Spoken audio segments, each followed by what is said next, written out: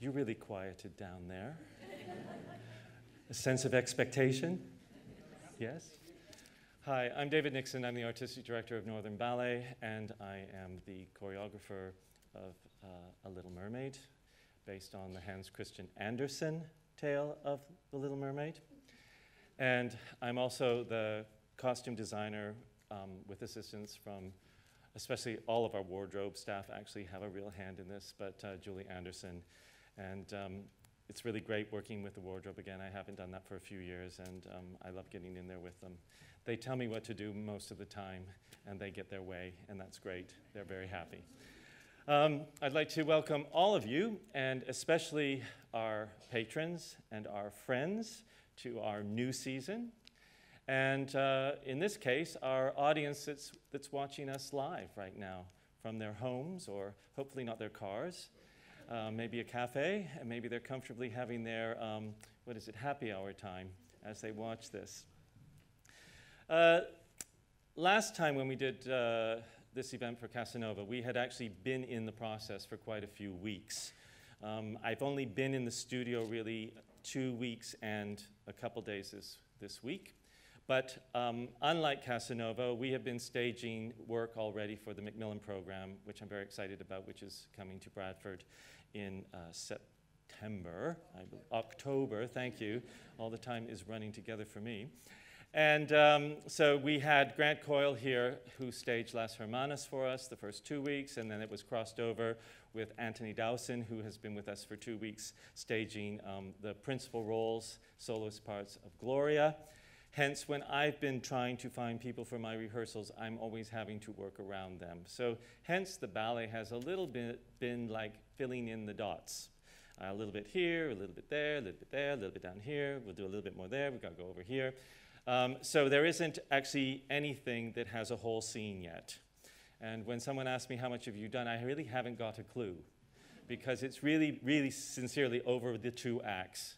And it goes right from the beginning to the ends of Act 1 to middle of Act 2, etc. It's been really strange for me after quite a while. Actually, I really enjoyed working on Casanova with Kenny and the company, because I sort of stepped back into a role of a little bit mentor, but he was pretty polished with what he wanted to do. And especially taking on kind of a rehearsal director role with the dancers, and I absolutely adored that. And so now kind of going back into a chair that I possessed here for quite a long time, over 20 productions or something along the route there, actually has felt strange. And a little bit of the reason for doing it was that we made a very quick decision on A Little Mermaid, looking at the scheduling, finalizing the scheduling for the autumn actually a year ago. We did realize that we had sort of not got an appropriate piece to run through what we call the holiday season, and that we really needed something new. And with some brochure deadlines of needing to open it in Southampton because there was no other slot, it was a week turnaround on the decision. And my staff was very nice and actually encouraged me that they felt that this was something and it would be good for me to take on. And personally, I thought actually a lot of the younger dancers in the company have not worked with me in that capacity, and that I was really looking forward to doing that with them. So, hence I'm here tonight with all of you with The Little Mermaid. And as usual, I think somehow when I choose to do things, I have a part of my brain that's on Fantasy Channel. And it thinks, yes, that's a ballet, and that's wonderful. And then after we've agreed it, and I start into the process, I suddenly think, that's half of the book under the water. And she's got a tail on, which was actually quite okay in Peter Pan when I did Mermaids, because they had a cameo scene of about 2 minutes.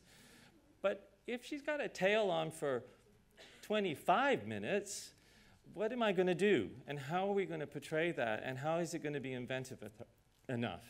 And then we have a story that's not only underwater and on land, but it's going up to the surface and down to the bottom.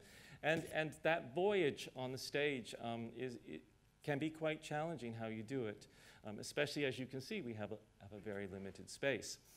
I wanted to work with women this time in my creative team.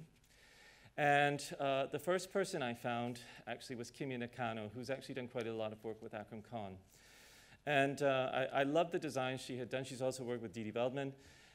And I thought that I wanted an Oriental influence into the set. And Kimi is Japanese. She lives in this country, though.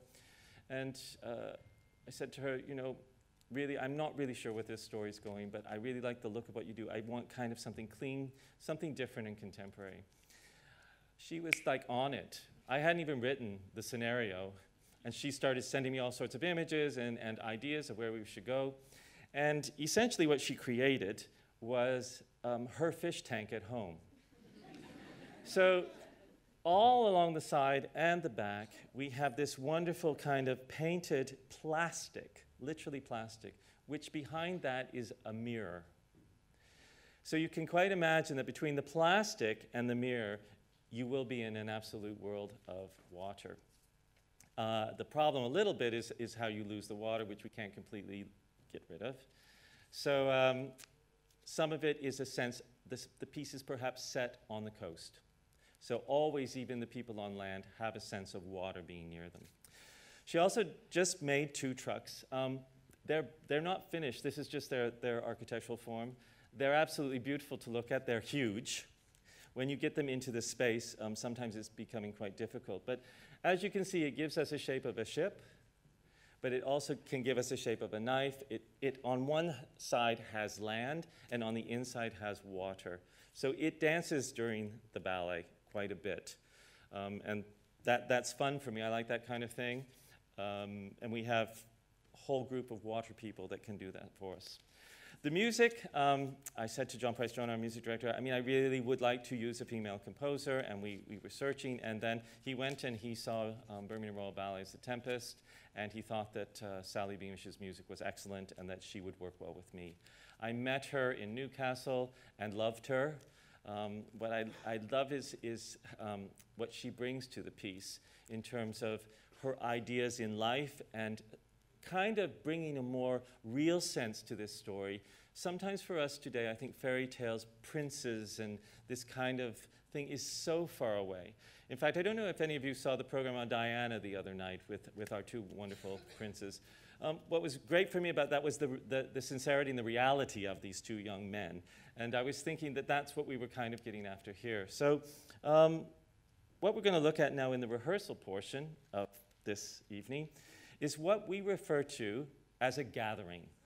So in the second act, Marilla, our Little Mermaid, she's been found at the end of Act 1, and she's been brought into the home of Prince Adair and his mother Brina, and they are the head of a community, so to speak. And so this isn't a ball, this isn't a birthday, this is just a celebration of the catching of fish, because they're actually sailors. Adair himself is a sailor. That's how he falls into the sea when there's a storm. And so I was looking at just a feeling of real community, you know, that kind of thing. And the dance that they do, which we're going to first work on a little bit, what we call the reel, is something that everybody has done from childhood. So everybody learns the reel, and every time at this point in the year when we have the gathering, everyone would join in. And we wanted this wonderful sense of community. So, can we please have the dancers on the stage, so to speak? So Vicky today is our mother, Brina, and her son is Joseph Taylor. He is Adair. And everyone else has done a rehearsal of this, I think, except for Dale, who had to step in for Melindy today. So please be kind to Dale. Yes. He's fresh. I'd like to say we really just made this, and it has not been rehearsed at all. And when I say literally, we've just made it. Yeah. This is like we've just stirred the pot, and it hasn't gone in the oven even yet. All right? So you're seeing this very fresh. In fact, we had like people jumping in and out because these 2 have been doing Gloria. So often they would come in 10 minutes at the end of a rehearsal and step in and dance. And I don't know, everyone else has sort of been here most of the time, haven't they? All right. So let's start and see how this reel goes today, guys. I'll get out of your space for a minute.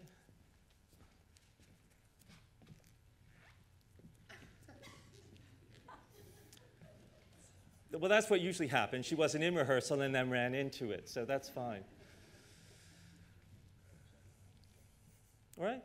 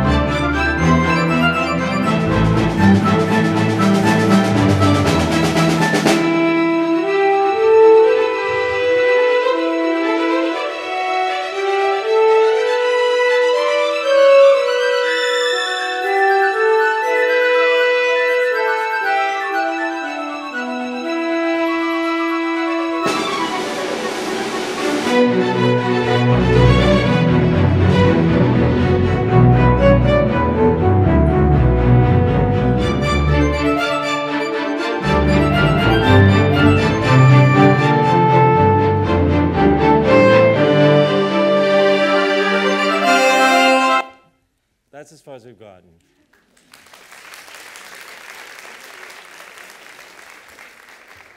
So what was important for me in this, she has quite a Scottish theme. Part of her music is very influenced by Scottish folk music and actually jazz as well. And I like that element. At one point when we first started, she really wanted to turn it into a Scottish mermaid. But I said to her, it's Hans Christian Andersen, so we really have to stay as true as possible to that. But I said to her, those things that you want from that music certainly can come into this and certainly can work very well within the story. And in fact, with the costumes, we've taken a form of kilt for the men, which I really like.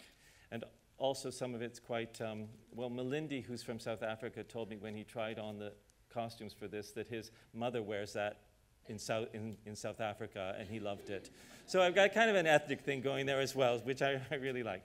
So guys, I had a really bad angle, so some of it looked really wonky to me, a little bit fresh as well to some of you. Can we just look at the beginning, please? Yeah, the danger is that you guys keep moving upstage, and you need to kind of hold your place downstage. So, Vicky, can you just show me the first thing? It's the angles that we need to look at. Yeah. Guys, ladies especially, I don't know if it's as important for the men, but ladies, we really need to get that upstage and the turn so that it's quite clear in the linear of it.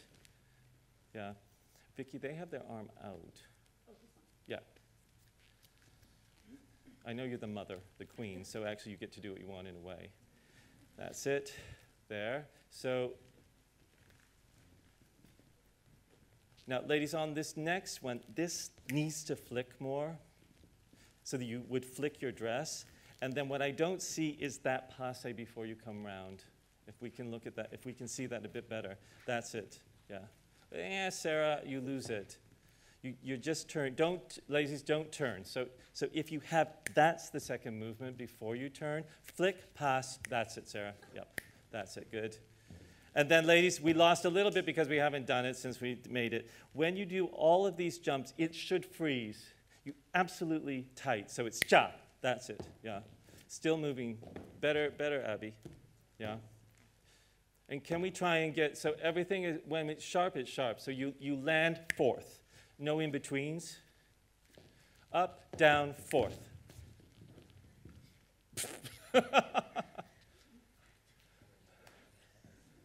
You two still falling all over. Up, down, fourth. That's it. Yeah. Make sure that you get the arm forward enough for the women. Yeah. Yeah. Auntie, watch you get a little bit too far back with that arm there. We can be forward. It's just if it rolls back, it loses a little bit the line. Now, can we make sure we keep the bodies on this next thing? Because we are starting to get upright already. And this was a real dip under and out. That's it. Oof. Need the chiropractor after that one, Vicky. Yeah.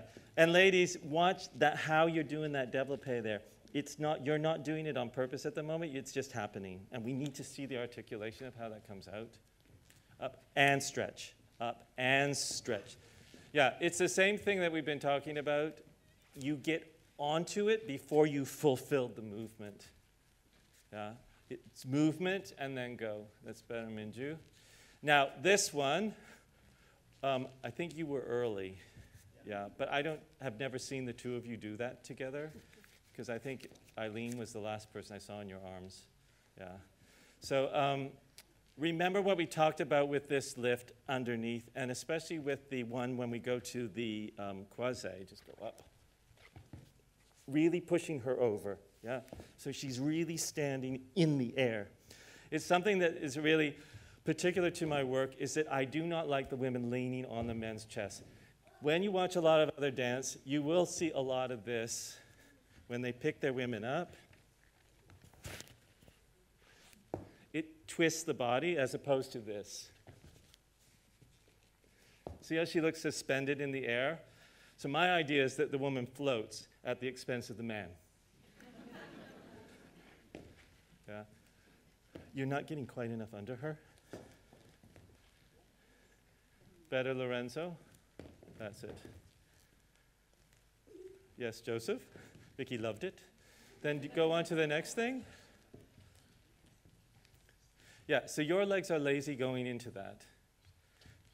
Back leg, even more. You've got those incredibly long, gorgeous legs, and they're not like pulling.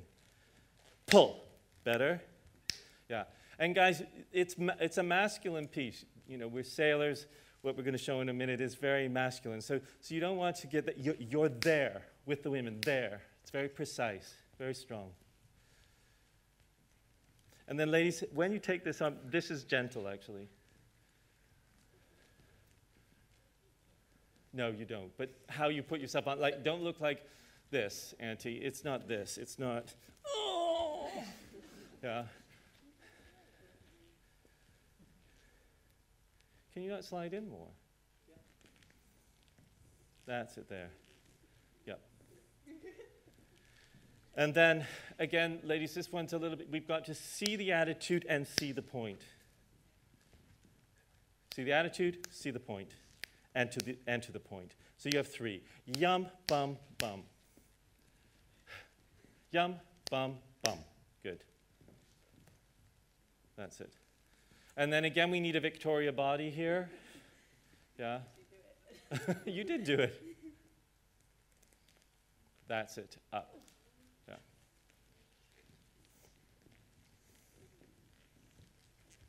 Yes, Sarah, good. That's it, Abby. Yep. Yeah. And then the next move is back to that, isn't it? Okay. How time flies. We're nearly at the end of this. All right. So I'm going to let you see what leads us into this, and we'll do that once more. So I'd like to go from the end of Adair's solo into the reel, okay? The idea a little bit that Sally and I talked about was it is a celebration, but it's also kind of like not a rites of spring, but a sense of kind of men and women showing off. So we start with the women dancing, and then the men come in, and then the final thing is the men sort of calling the women. What I realized the one time I saw this together is that the women now need to do something with the men. You'll probably see the way the men are doing it. The women can't just stand there like this. But we don't have that yet. Now, if Dale is not with everybody else, remember, he's doing it for the first time. And he's sick. He's sick. And it was his birthday and nobody bought him anything.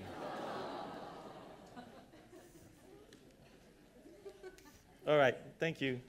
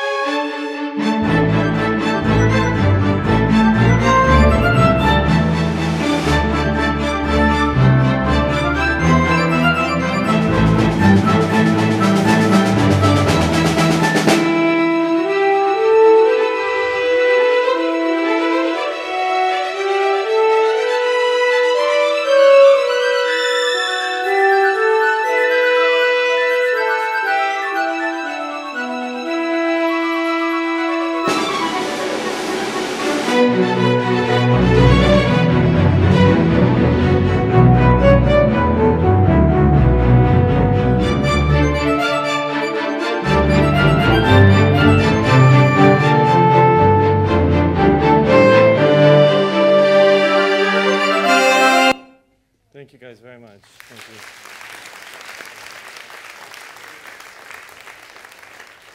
Thank you, guys. That's it. They want to dance more for you.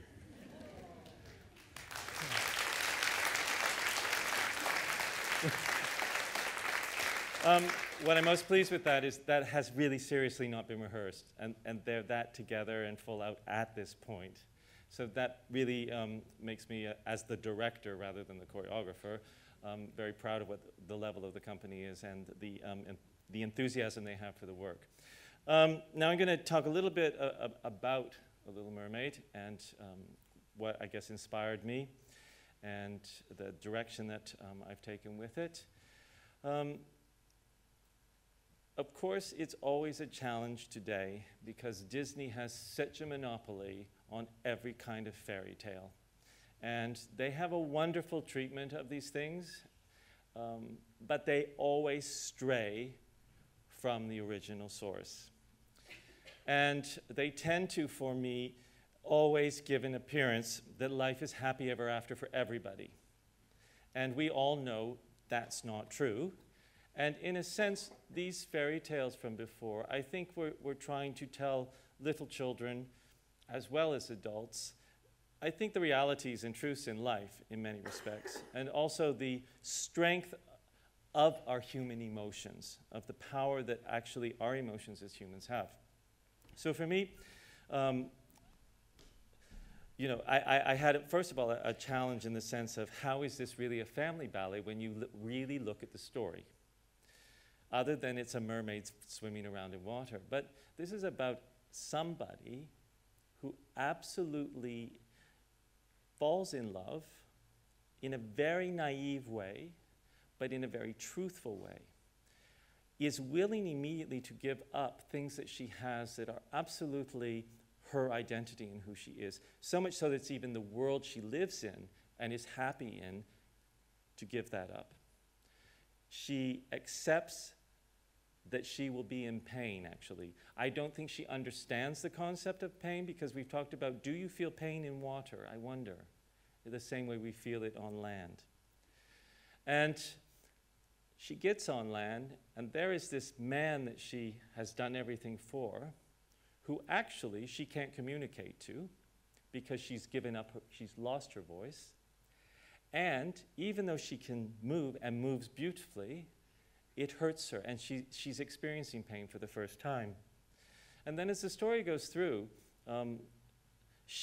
we understand truly what love is, because in the end, she stays true to her heart and her love, rather than an option to seek revenge and have everything restored back to her. So I think in many respects, it is about real love. There's also elements of, you know, a threesome in a sense that, you know, the prince has had some sort of dream that he can't grasp because it was underwater and he was drowning. But there was something exquisite about it that remains somewhere back here. When he's woken up after this by a voice, he immediately thinks that the woman who has woken him up is the person that was from that dream.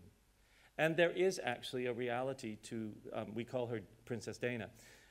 Their first meeting is really that kind of love at first sight for these two. And I think in the story, they're the ones meant to be together. They were always meant to be together. It was never going to be, it wasn't in the books for our poor Little Mermaid from the beginning.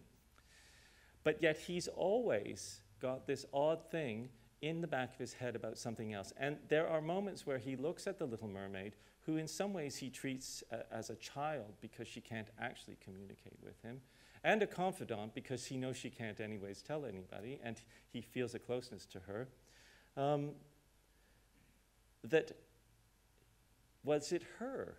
There are moments where he questions what went on. So you have that kind of odd situation. And then you have the sense of alien, because she's alien in the world, and they look at her slightly that way. And even disability, I found interesting about it. Somebody who can't speak, all of a sudden, in a sense, is reduced to something else. And those things have been very interesting to discover, because at first I just thought it was about a little girl who was a fish who came and tried to find some love and didn't. And then we talked a lot about the end, because the end, in fact, I heard a mother saying at Beauty and the Beast in Nottingham, oh, I love that. She wrote a letter to me, actually. She loved it, and it was great with her daughter and the whole thing. And they really want to see The Little Mermaid, but they wanted to know the end before they booked tickets. And I thought to myself, well, yeah, because you probably want to ensure this real happy thing that Disney has, where they do get married and they live happily ever after. And that isn't what Hans Christian Andersen did. So Sally and I discussed it a lot, and I discussed it with Kimmy. And in the end, there's an odd thing in the story, which is about, it's kind of like she gets a deal because she doesn't kill him, that she then can hang around for a while, and then eventually she actually does have a soul and goes up. And I thought, all right, but that, and most people agree it's a bit of an add-on there. And I felt that, in a sense, that there is this gift of a soul by the true love. So in a sense, in our version, even though she goes down into the water, you do hear her voice again.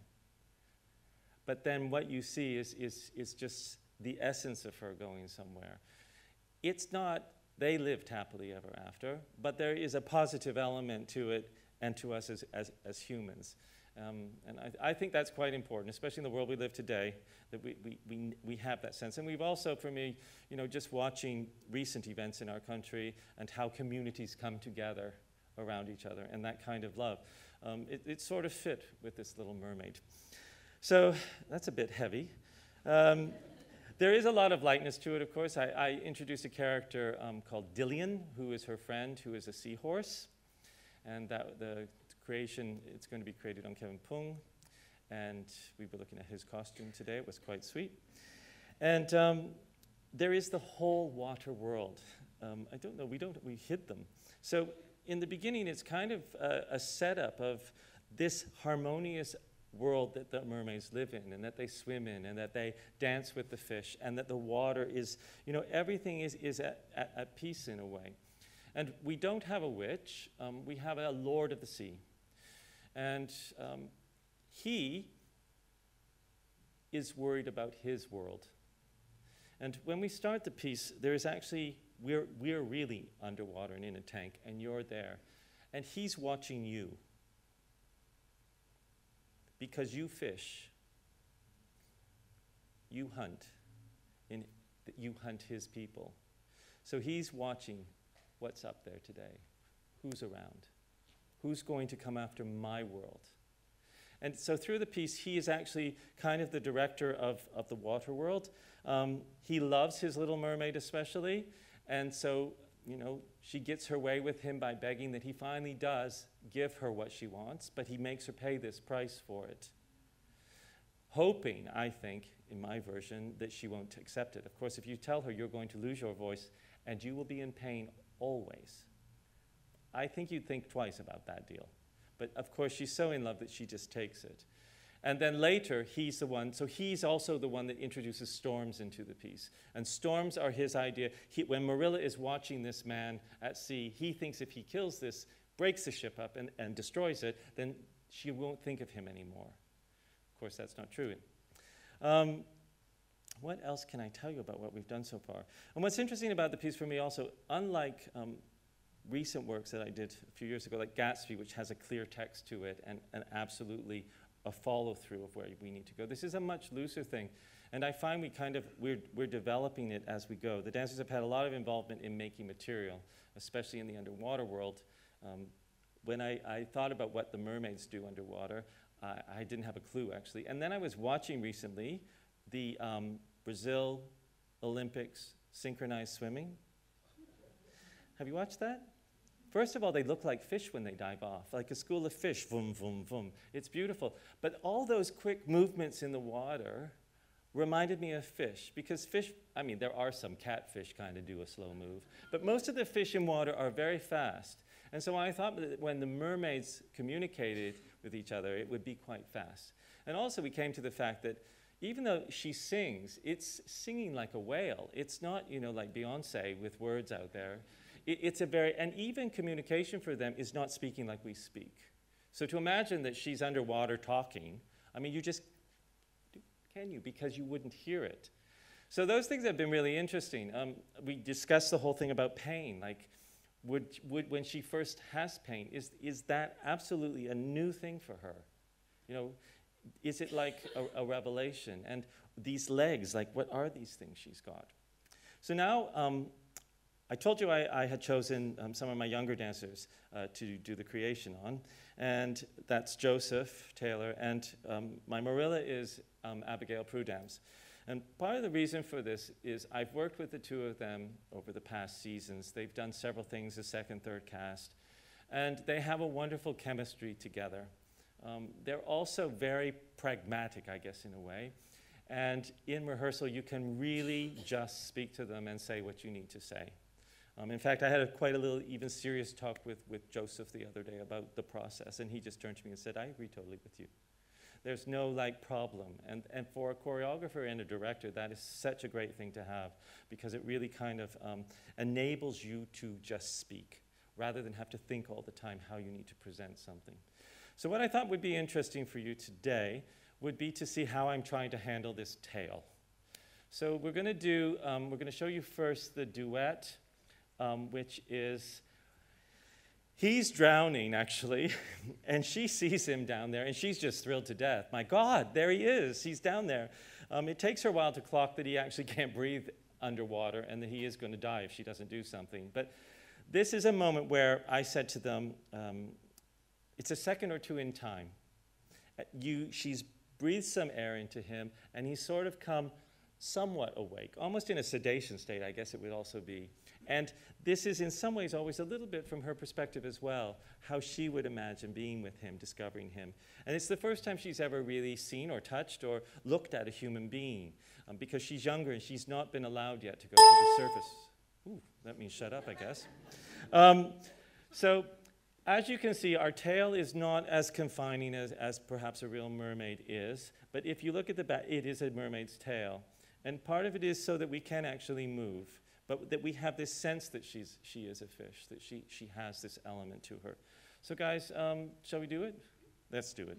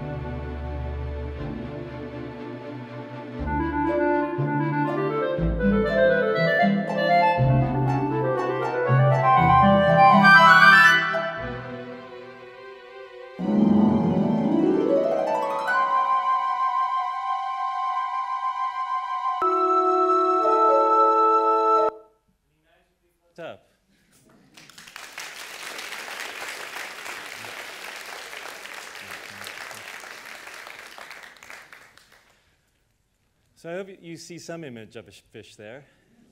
Yeah? And a lot of it is her joy. I really wanted this joy of this man that is something so different for her and something that completely, I guess, inhabits her whole being. She obviously, otherwise she wouldn't do what she does. The other thing we talked about, that in water you can never be still or you sink. So all the time something is moving. Now, unlike humans, I don't think fish have to like really work at it. So I said to her all the time there would be some movement, even if it's just ever so subtle. So it's one thing we're trying to work at, because dancers do like to have their moments of what they would call rest. So they'd like to be still. And I have to keep on, even if you're standing at the side, there has to be some sense of some movement in you, because actually you're not on the bottom of the sea, you're actually in the water. So the next thing I thought I would show you is, this is something that Abby worked a lot on with me, but it was really a lot from her vocabulary, and Ayami, that we worked together on this. And this is when she's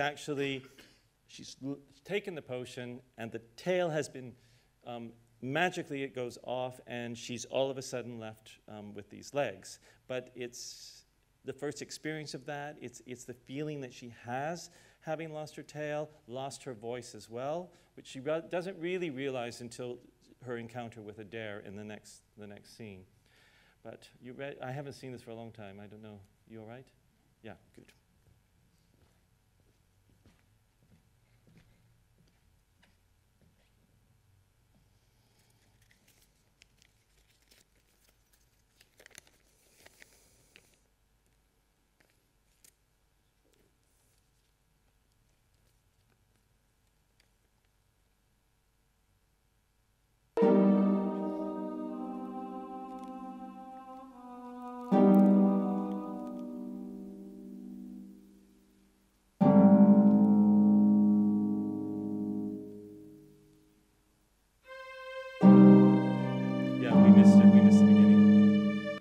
Too late. Take two. It's just a little bit further back. Oh.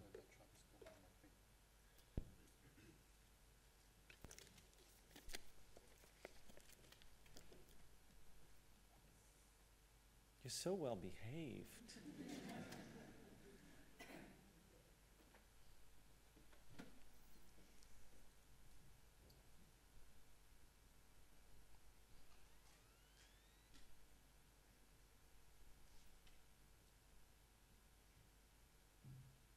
Are you enjoying the music?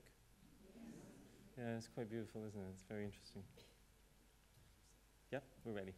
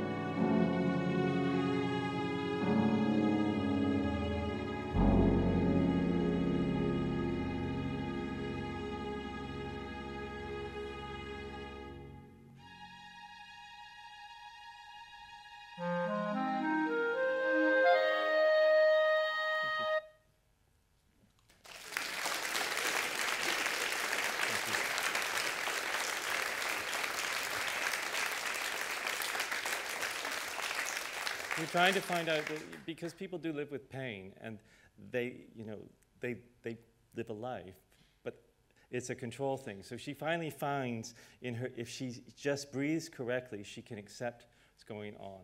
And also later on, we discovered that if Adair's there, she just can forget it. It doesn't happen. But when she's on her own, it comes back that these legs they're beautiful, but they just come with a problem. So now I'm going to ask our dancers to join us, and we're going to do You're Going to Work, because you're going to ask them questions. Do I get the mic? She has the mic. Thank you. So come on, guys. So we have, of course, for some of you know them, this is Drita Blow. Drita I'm creating Princess Dana on her. And then later on, she's also dancing Little Marilla. Ashley Dixon is going to be Lear, but also he was crucial to me with the water people and the work in the water, and also the support of Marilla, because she always has people around her, and he's just fantastic with working with the rest of the company and pulling them along. Of course, we've talked about Abby and Joseph. So if you have questions, I have a couple questions that also I can start with just to get the ball rolling. I would like to ask Drita what it's like working with different choreographers, because she's now worked with quite a few over the past 2.5 years. And so say what you will. I've been really fortunate this year to create 2 very different roles. One still in the process, Princess Dana, like we said, in Little Mermaid, and Bellino and Casanova with Kenneth Tyndall. And I've also been very lucky that both those choreographers know me very, very well. Kenny was one of my partners. I danced a few roles with him, so he knows very intimately the way that I move. And David has watched me dance and worked with me and watched me perform, and he knows my process, and he also knows the way I move really well. So it's very important that there's that trust in the studio when you're creating a role. With the choreographer, there needs to be that open-heartedness, that generosity, and that trust.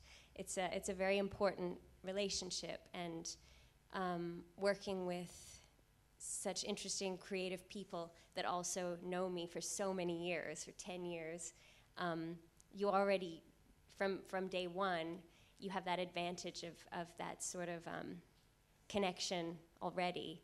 And in terms of the actual process, although the vocabulary that we're finding in Little Mermaid is much more classically based in a way than what was required of Bellino and Casanova, there is this sort of give and take relationship where maybe the choreographer will say, well, could you try something like that? And you give it a go, and he says, that's not what I meant at all, but that's actually quite interesting, and where can we go from there? And both Kenny and David tend to work that way, that they have something in their head, and sometimes it translates perfectly onto what we're doing, and sometimes we misunderstood and came up with something a little bit different, but that works, or maybe it doesn't. But what both parties are concerned with in the studio is that the dance speaks, that the dance says what it has to say. And yeah, I've just been really lucky to be able to work with such nice people, creative people. Thank you. So, do we have any questions? Come on. All right, I'm going to ask Ashley. You're a very senior member, actually, in the company, still looking almost able to do Peter Pan, especially when you shave. And, you know, I sort of place you sometimes in this role of pulling on our younger group of quite strong men. What is that like? What does that feel like? Okay, so, yeah. It can be quite challenging at times, because obviously they come into the room, they're, say, what, 21, 22? 18. 18 in some cases, and they're bounding with energy. They can come in and do it every day, and they're like, yeah, let's do it again, let's do it again. I'm coming into the room, and I'm 32, and I'm like, okay, let's do it once and do it well, guys. Let's not keep killing ourselves. But it's really interesting, because I've been here for so long, and I know exactly how David wants it doing whenever he's creating something. So it's quite nice in a way. I can say, no, let's just think about it before we go for it and waste our energy. Let's think about how we're going to do it, because they'll be like, yeah, let's do this, and be like, right, no, let's just rein in and think about it. And then they're like, oh yeah, that makes more sense. So it's really nice for me to be able to still be able to dance in that way and be part of the group, as well as stepping out, doing the soloist and leading roles as well. So it's something I've always enjoyed whilst dancing here. I took Ashley to Australia with me just in May and June to help me with Gatsby, and they loved him there. In fact, I think they wanted him to go back to put it on stage, not me. Do we have any questions yet? Oh, we do, over there. How difficult is it? You've got quite a changeover.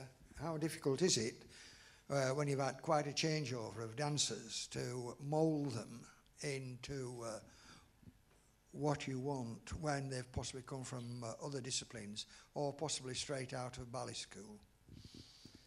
I guess that's to me, isn't it? Yeah. Oh, okay. Yeah, it's always a challenge when we take in new dancers. Every year there's some. Some years there's more than others.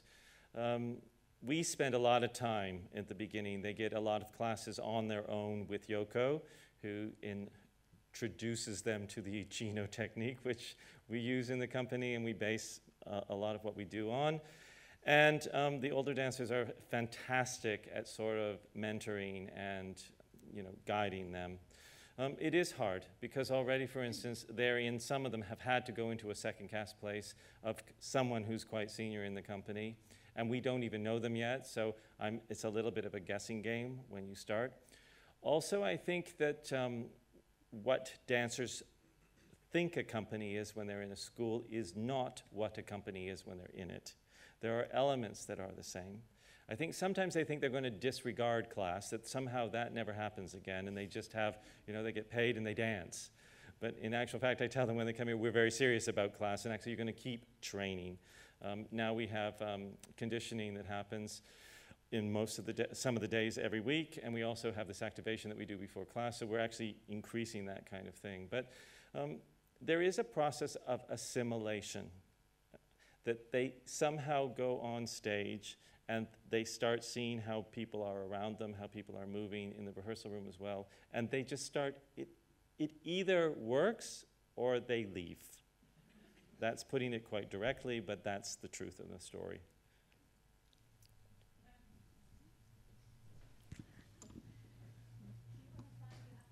The choreography once you have the costumes. Well, with the mermaid tail, we had a go a little bit beforehand, but a lot of the rehearsals we've had to incorporate the tail, just because we could do something absolutely fantastic, put the tail on, doesn't work at all. It doesn't give the right feel or anything. So to have the tail in from the beginning has been so important. I don't think we could have done how much we have done without it. So it's been quite important, yeah. Do you have anything on that? There is a beautiful portrayal of pain from the Little Mermaid, and I wonder how much pain do you ballet dancers really take, and is it a myth or do you really feel it? Can you repeat? I missed the first part of that, sorry. It's my Irish accent. No, it's beautiful. You're singing already. There is a beautiful portrayal of pain from the Little Mermaid that we've just witnessed, and I wondered, do ballet dancers really suffer for their art? After a show, do you go home and are you in pain, or is that a myth? That's a really good question. In fact, I'll tell you a very quick story. My mother, when I was in school in Canada, read an article about a young principal dancer, and he went on about having cramps every night, and he couldn't sleep. And my mother got all scared about me becoming a dancer because she thought I was going to have a life of cramps. And I said, well, I haven't heard anybody else having that, but who wants to? Joseph. The prince will tell you. I think pain is definitely part of the process. It's an art form, it's not a sport.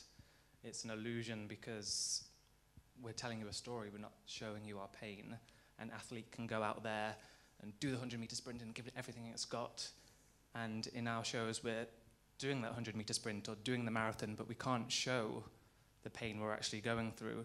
You're right, there is pain to it, and at the end of a day of rehearsals or a show, you are suffering. You have to rehabilitate your body with massage and ice, but also it varies throughout the season how busy you are, the workload.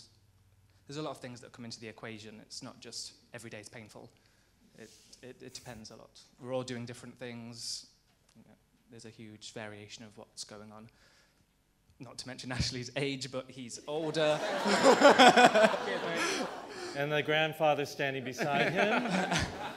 And if you are older, you're probably doing a lot more. The younger ones come in fresher and aren't doing as much to begin with, so all different things go into it. It's not a myth.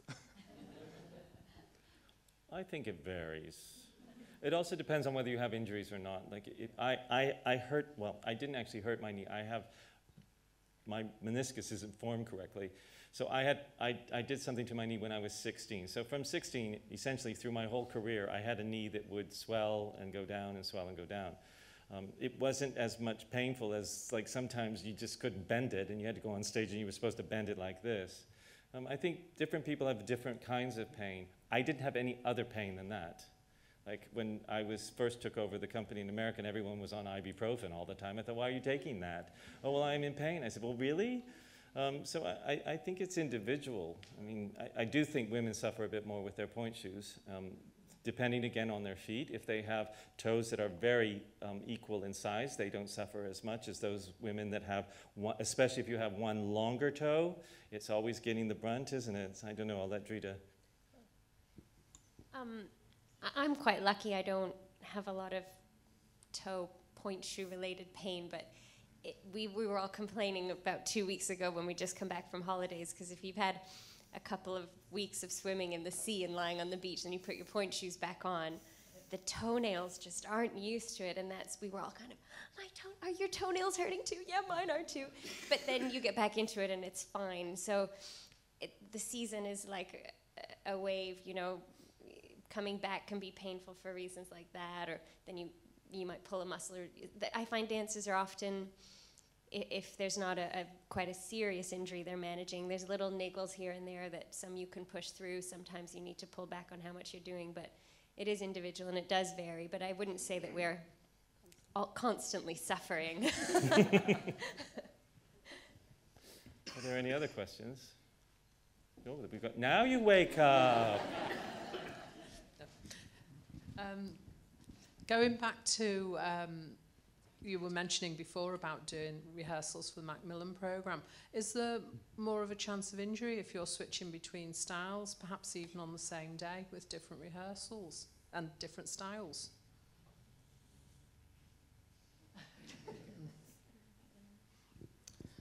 I don't think it's so much a risk of injury so much. As long as you go to each rehearsal prepared both physically and mentally, you've obviously got to think through a little bit, because the styles vary so much from what we're doing in Mermaid with David to then say you go into a Gloria rehearsal or a Las Hermanas rehearsal.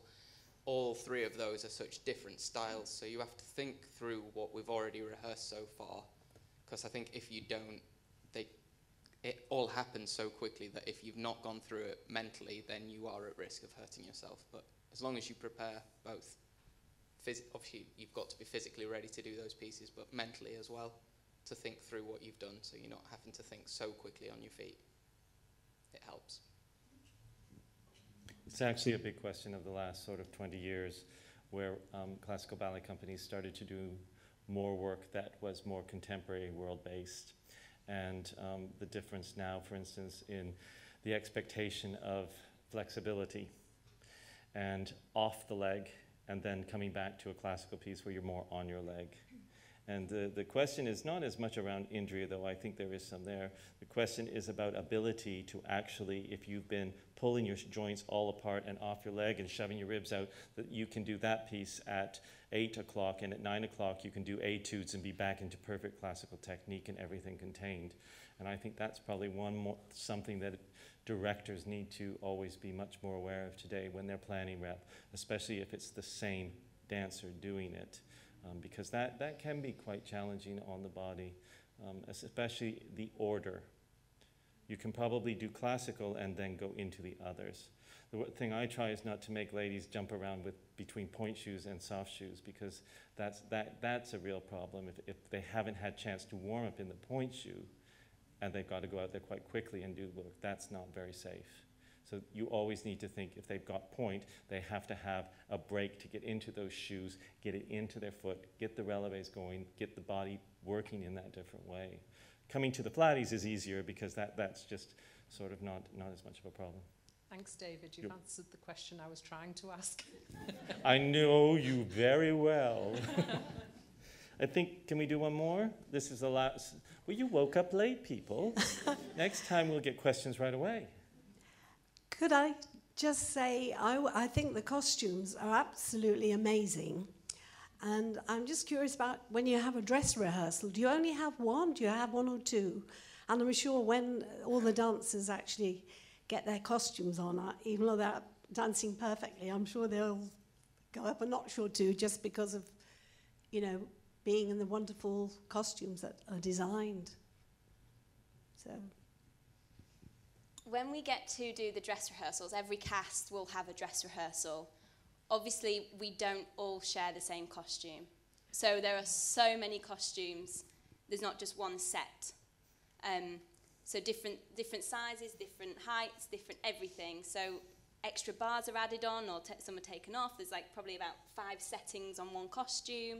But at the end of the day, all the dresses have to come to the same length on the girls. Maybe if it's here, here, here, they all have to, even though we're all different heights, they all have to be the same.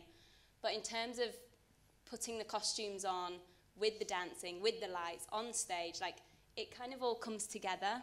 And it's really, that's the exciting time, really, is when you see it all merging together and you're like, wow, this is what we've all created. And it's more rewarding for us.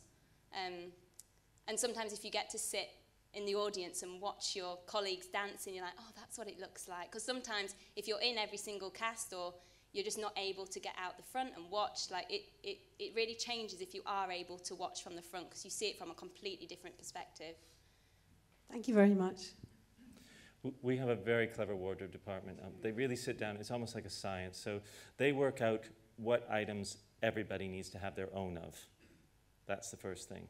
And then where they can, who could share with who. And then it all comes down to money as well. So in the budget, for instance, I think every single Marilla has her own set of costumes, so they won't be sharing. But for instance, out of 4 sisters, we might have 3 costumes, so 2 of them might share. And we do other things, like we make a decision, like there's a different color tail on every sister, so we never end up with 2 sisters in the same color. They'd always be different. Maybe not the same 2 colors, but different colors. So unfortunately, you've been great. I wish you'd woken up a bit earlier because your questions are fantastic. But we're going to have to wrap this up. The dancers need to go home. I really appreciate them spending this time with us. They're great. Also, I'd like to remind you to have a drink afterwards. But more importantly, book a ticket. And don't forget the Macmillan program. It's a wonderful moment in the history of this company that we are actually bringing this work to the north of England and to this company. And I think it's going to be a very special time for the company. And of course, the Mermaid at Leeds Grand. Please buy a ticket, tell a friend, and bring them. Even if they wanted the Disney ending, I don't think they'll be too disappointed. Thank you.